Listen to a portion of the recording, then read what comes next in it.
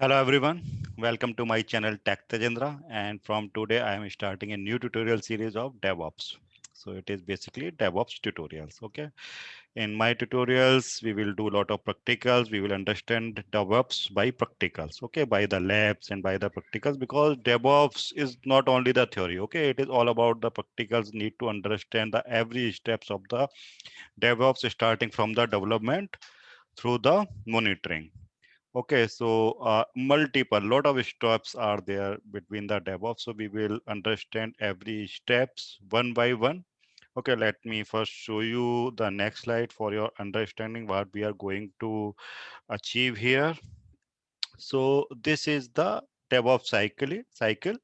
Generally, it's get implemented in a lot of big organizations. Okay, generally they follow the this pipeline. Okay, so you know the DevOps cycle. Okay, this is the DevOps cycle, and a lot of things are here, starting from the plan. Then we are having code, build, test, release, deploy. Okay, and the monitor part. Okay, and so this is called a cycle because it is continuous. Okay, and one part of it is called dev, another part is called the operations. Okay, so let I tell you in let me explain every steps. Okay, so once we start, so as I told you, there are number of steps. One is continuous development. Okay, so in DevOps, we use different kind of tools to make this whole cycle automated. Okay, this whole cycle should be automated without the any intervention, and if there is any kind of intervention, kind of approvals and others, then it should be the minimal. Okay, so in this cycles we have continuous development. So for continuous development we can use tool kind of Git, we can use Jira. Okay, these are kind of the repositories. Okay, when developers start the things of developing the things, then they can store their code into the repositories, and repository are kind of Git and Jira. Okay, and then we have the and in the development also, then we have the build tools. Okay, build tools kind of the Ant tools, the Maven tools. Okay, in respect of Java.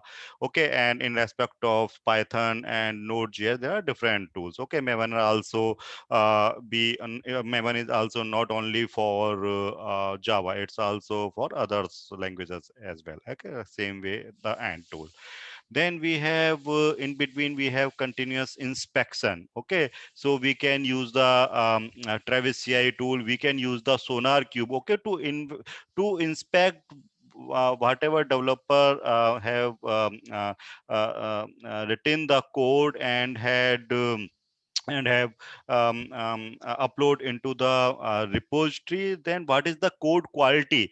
Is there any kind of vulnerability is there or not? Okay, that's why we call it the dev. It is not, we nowadays we don't call it the DevOps. Okay, nowadays we call it the DevSecOps. Sec means security, so it is kind of the development, security, as well as the operations. So once we implement security here, kind of the Sonar Cube. Okay, so we are checking if there is any kind of vulnerability present in the code. Is there any kind of risk? Okay, all these things we can check by using such tools like Sonar Cube. Okay, then we have the continuous testing. Okay, as soon as developer push their code into the repository, then there should be a continuous testing process should be there, where testing team would continuously be writing the test cases and upload into the repositories. And based on these test cases, as soon as any developer will push their code, then this process of testing, continuous testing would start. Okay, and it will generate the test result and will send it to the different teams like development team, like the managers and everyone. Okay, including the test team, that these are the test case execution results. Okay, then we are having the integration. We are generally having the Jenkins. Okay, main tool is used for integration is Jenkins, but there are other pipeline tools also we can use. Okay, nowadays like every every cloud is providing their own pipeline tools. Okay, so you have choice, either you can use Jenkins or their own pipeline tool. Okay, then we um, came to the continuous development. Okay, so in continuous development, continuous deployment. Okay, so by using the Jenkins and other pipeline tool, okay, and other shell script and other programming tools, we can do achieve this continuous deployment. Then we are having the continuous verification. Okay, as soon as code get deployed either into the test environment or either into the production environment, then this continuous verification is also very much essential there to check the changes which you have applied into the production environment is working good or not, whether our application is working good or not with these changes. Okay, so by using the Selenium and the test ng tool, okay, we can achieve this. Then we have the monitor. Okay, so there are other lot of tools for monitoring purpose, like we can use the service now, okay, and other monitors tool which continuously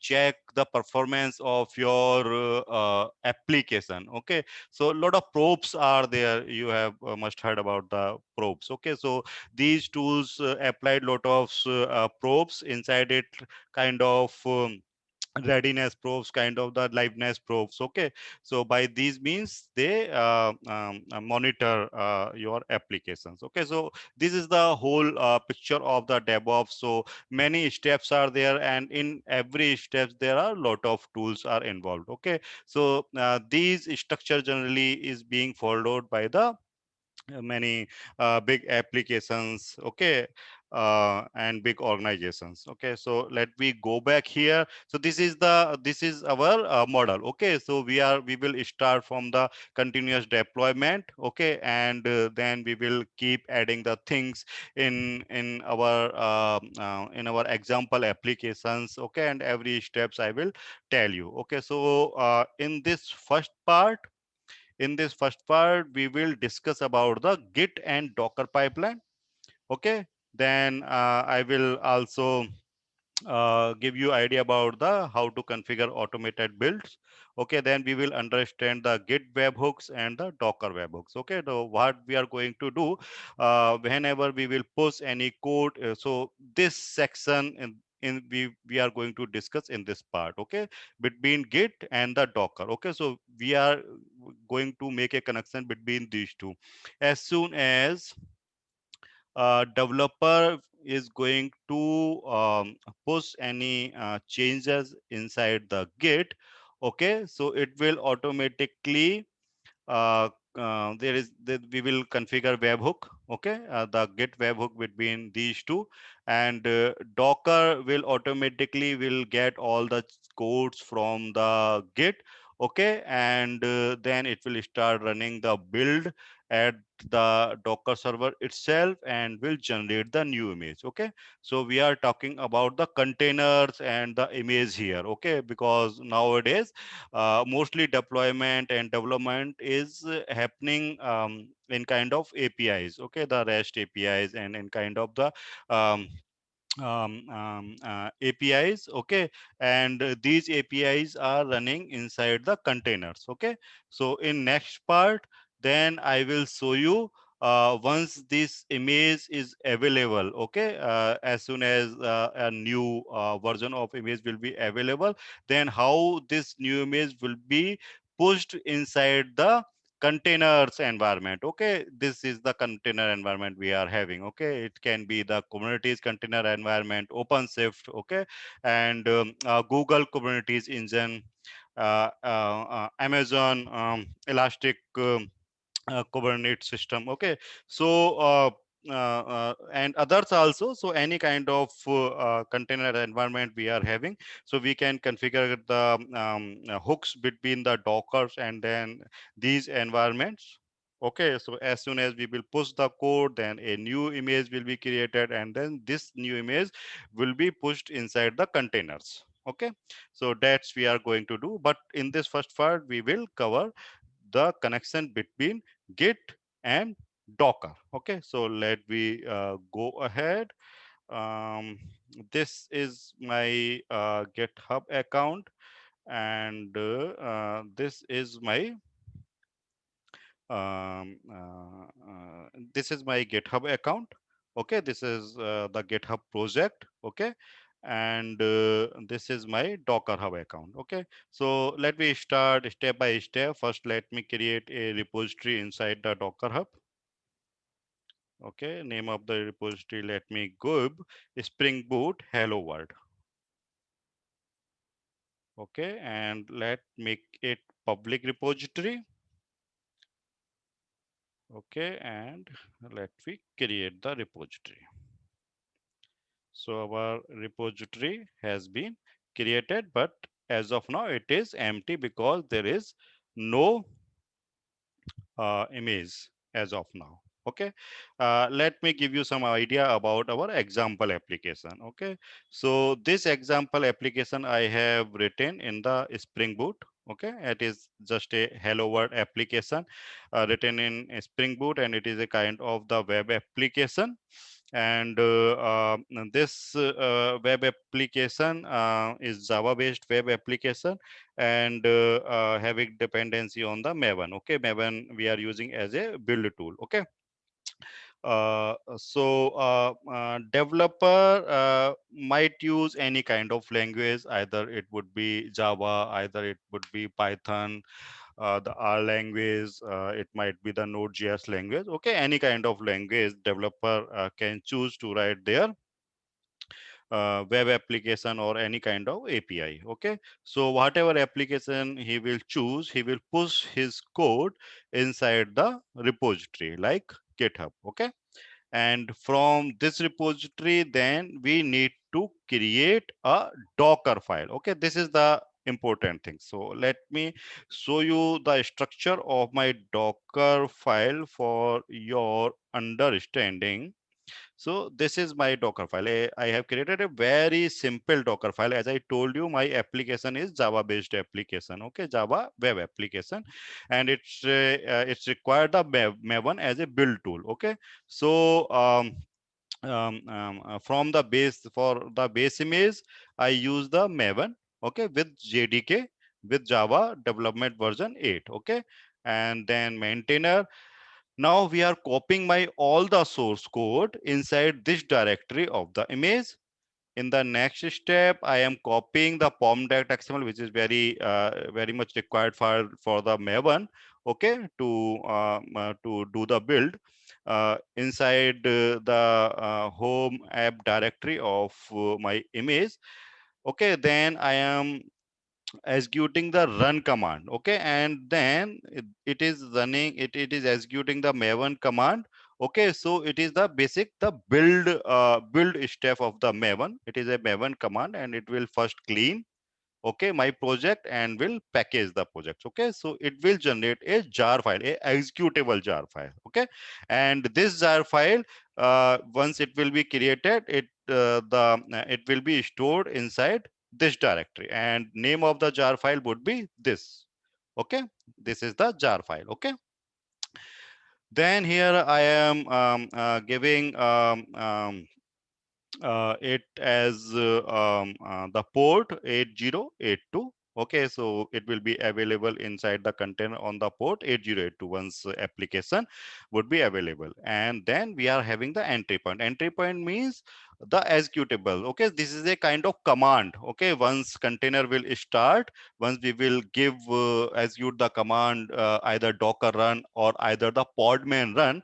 Okay, then this command will get executed, and command would be Java, then hyphen jar, and then the my jar file name. Okay, so this, because this is a executable jar file, so once the container will start, then this command will execute, and my jar file and my web application will be available on this port in the container. Okay, so this is the all about my Docker file. So this Docker file is required and need to be present in my project folder inside the GitHub. Okay, only then we can configure the hook between our Docker and the Git. Okay, so let we start here. Let we start creating our build here. So okay, so let we start creating our automated build. So for it, we need to go inside the build tabs, and then see, because we are using the GitHub. Okay, so our account must be linked. Okay, means our Docker Hub account must be linked with the GitHub. So for that, if you are not aware of, you can go inside your user and the account setting there. Okay, then let me go inside link to GitHub. Okay, select the organization. It is my organization, and then let me select the repository, and repository is this one. Okay, Spring Boot Hello World, as I shown you here. Okay, so this is my code, Spring Boot Hello World, and then we have to make some another setting here. Let we make it, let me leave it as default. Okay, and then here you can add the build rules. Okay, like here. Okay, and if you wanted to see the build example, so you can choose the branch. Okay, so these are the build rules, how means when the build will going to start. Okay, so like you can also mention the regular expressions here and many other values here. So let we keep it very simple. Okay, so keeping it very simple, let me choose branch. Okay, and branch would be master, Docker tag would be latest, and the Docker file location would be in the build into the context. Okay, so this is the context. Okay, and inside it, it is my Docker file. Okay, so that's why it is asking the Docker file location. That's why I told you that Docker file is the essential for making this connection between the between your GitHub and the Docker Hub account. Okay, this is the very essential. Auto build and build casing. Okay, so we have enabled it. So now we are going to let's save and start the build. Okay, so I have click on save and start build. So now it will start the build. Okay, and here you can see the build has been started. Okay, it is showing the building. Okay, so currently build is running. It will take some time because it is a Maven build, and you know that at the time of building, Maven start downloading many kind of dependencies which is required for the Java application. Okay, so that's why it will take the time. Okay, and here we can, so you can see the commit level. Okay, if I show you the commit. Okay, so this is the commit has value of the GitHub.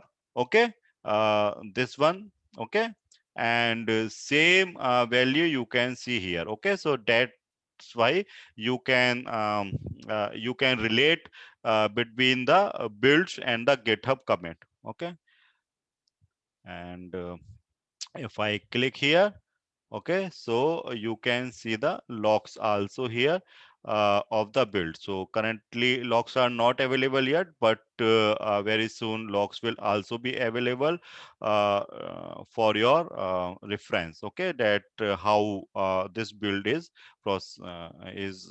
performing. Okay, so it will take some time, it will making connections, then it will start. Okay, so let me wait for a moment.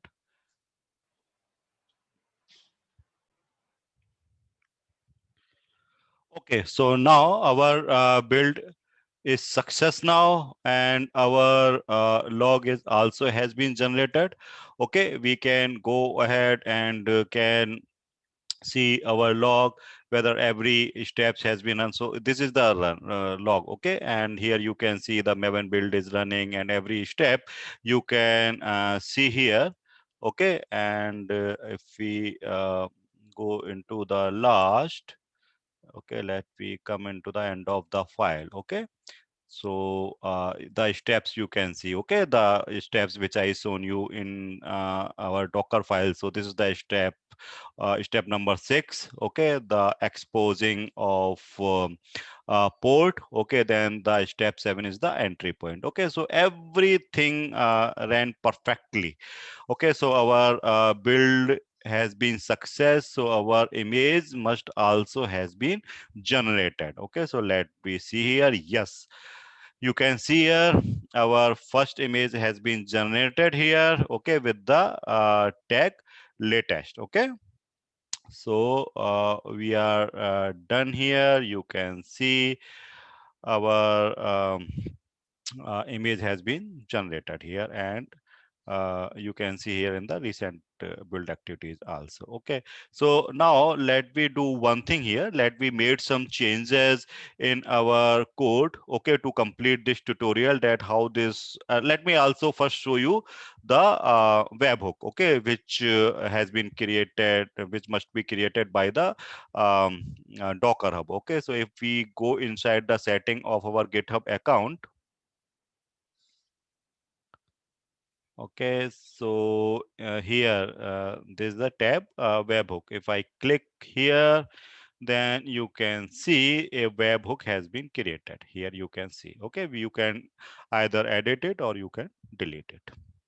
Okay, so let me again go back to our code, and to complete this tutorial, let me make some little changes in my code so that I can show you the how this build process will run automatically once a developer will push any kind of code changes inside the GitHub account. Okay, so let I am having this.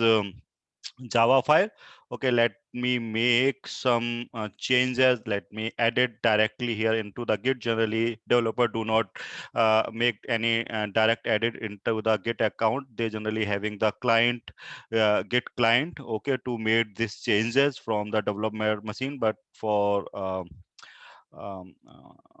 this example and tutorial purpose, let me make change directly here in this file. So let me add version also. Okay, um, uh, in my file here, so let me give it as heading 3, and let me keep it color blue, and let me give version number, version 1.0. Okay, and let me save it. Okay, commit changes. Okay, so now let me show you.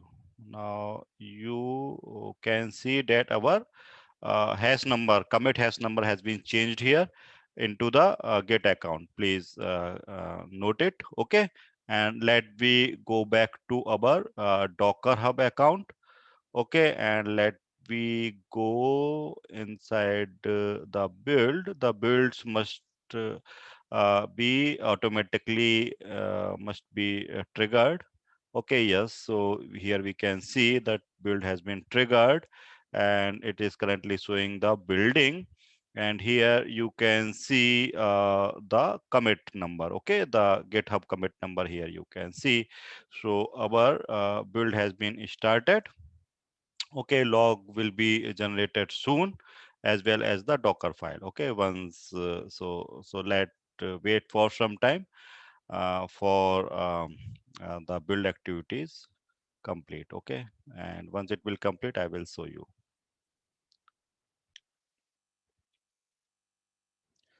Okay, so our second build has been finished success also. Okay, if I go inside the build, okay, So it ran success.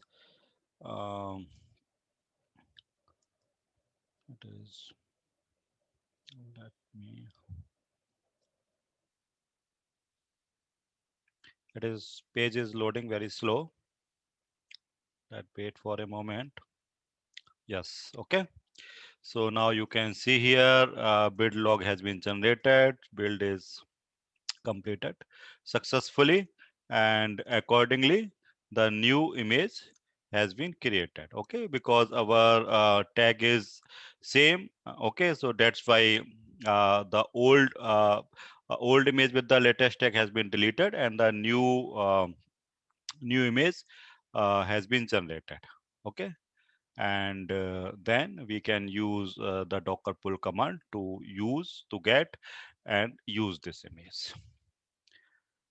So that's all for this tutorial part. Okay, in the next part, then we will discuss how we will proceed from Docker to these any kind of Kubernetes or the container environment. Okay, means the automatic pipeline is starting from the Git to Docker and from then to the implementation of the container. So means running application into the production environment. Okay. And in the subsequent videos, then I will show you uh, the use of all these different steps and the use of different tools. Okay. So thanks for watching.